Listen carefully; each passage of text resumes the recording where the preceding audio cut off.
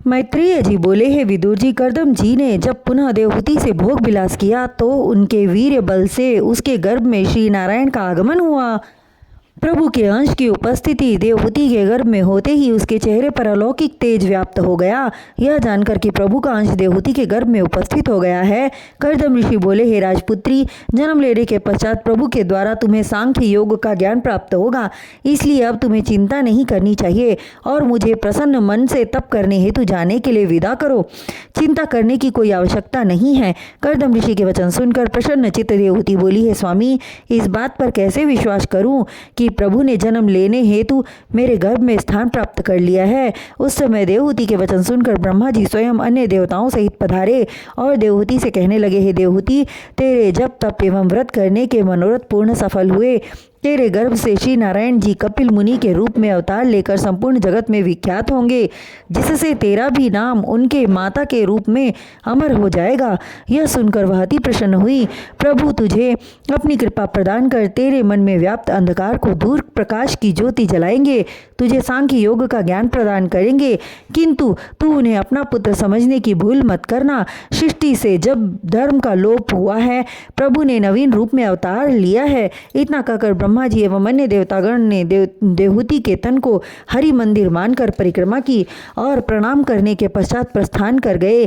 तब देवहूति अति प्रसन्न हुई और 10 मास तक गर्भ धारण पश्चात कपिल देव जी का अवतार हुआ। उनके प्रकट होते ही देवलोक से पुष्प वर्षा होने लगी, अप्सराएं नृत्य करने लगी, गंधर्वों ने प्रभु का गुणानुवाद किया। जिस समय देवहूति को धैर्य धारण कराने हेतु ब्रह्मा जी पधारे थे, उस समय देवहूति अपनी कन्याओं के विवाह की चिंता से अत्यंत अधीर हो रही थी।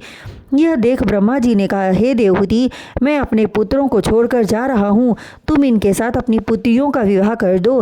कर्दम ऋषि और देवहूति ने वैसा ही किया। अनुसुईया का विवाह अत्रि मुनि से, कला का विवाह मरीचि से, अविभुर का पुलत्स्य से, क्रिया का क्रतु से, श्रद्धा का अंगिरा महाराज से, गति का पुलह से, अरुंधति का वशिष्ठ जी से, ख्याति का भृगुज से एवं सबसे छोटी कन्या शांति का विवाह अथर्व ऋषि से करा दिया एवं ऋषियों को सत्कार पूर्वक विदा किया। तत्पश्चात भगवान ने अवतार लेने की बात जानकर वे उस स्थान पर गए जहाँ देवहूति के बगल में प्रभु श्री हरि नन्हे शिशु के रूप में खेल रहे थे। उन्हें देखकर कर्दम ऋषि को असीम आनंद प्राप्त हुआ। फिर वे प्रभु की स्तुति करते हुए बोले, हे प्रभु, आपने अपना दिया हुआ वरदान पूरा करने के लिए अपना यह सगुण रूप धारण किया है। हे प्रभु, सृष्टि से ज्ञान का लोप हुआ जा रहा है, आप संसार के समस्त भूषणों से युक्त हैं। हे प्रभु, संसारिक मनुष्य माया मोह के चक्कर में पड़कर मोक्ष प्राप्ति की इच्छा नहीं करते। कौन सा ऐसा उपाय है जिसके करने से प्राणी भव से पार हो सकता है? कर्दम जी को इस प्रकार विनय पूर्वक याचना करते देख कपिल जी बोले, हे ऋषिवर, जिस समय प्राणी जन्म लेता है उसी समय से वह ऋणों के भार से दबा रहता है। देव ऋण, पितृ ऋण एवं ऋषि ऋण, और इन तीनों ऋणों से मुक्त पाना अत्यंत आवश्यक है। अतः यज्ञ करने से देव ऋण, वेद पाठ करने से ऋषि ऋण एवं संतान उत्पन्न करने से पितृ ऋण का भार से मुक्त हो जाता है। मन को सांसारिक माया से मुक्त करने का सर्वोत्तम साधन भगवत भजन है। वैदिक लौकिक सभी प्रकार के कर्म करने का उद्देश्य मेरी प्राप्ति करना है। मैंने तत्वज्ञानियों को सही मार्ग बतलाने हेतु अवतार लिया है।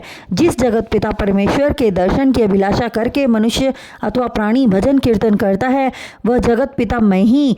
अतः मुझसे जो प्रीति करेगा उसे किसी प्रकार का दुख नहीं व्याप्त होगा। कपिल जी के वचनों को सुनकर कर्दम ऋषि बोले, हे दीनदयाल भक्त हितकारी, यहाँ रहकर आपका ध्यान करते समय सांसारिक मोह माया उत्पन्न होती रहेगी।